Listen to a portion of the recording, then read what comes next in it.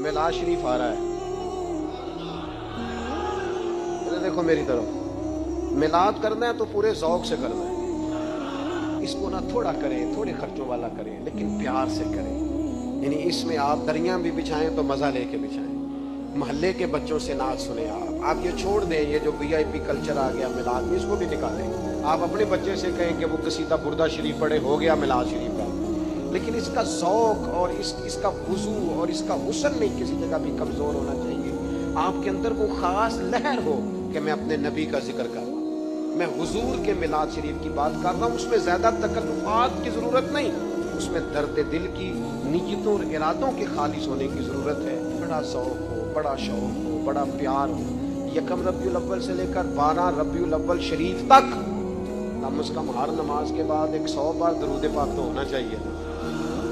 कम से कम हमें हर रोज सोते वक्त 3 नाते तो सुन के सोना चाहिए ना रबीउल अव्वल। हमें कम से कम ये पूरा महीना हुजूर की सीरत पाक का और सुन्नत पाक का उसका एक एक बाब का दरस तो सीखना चाहिए ना।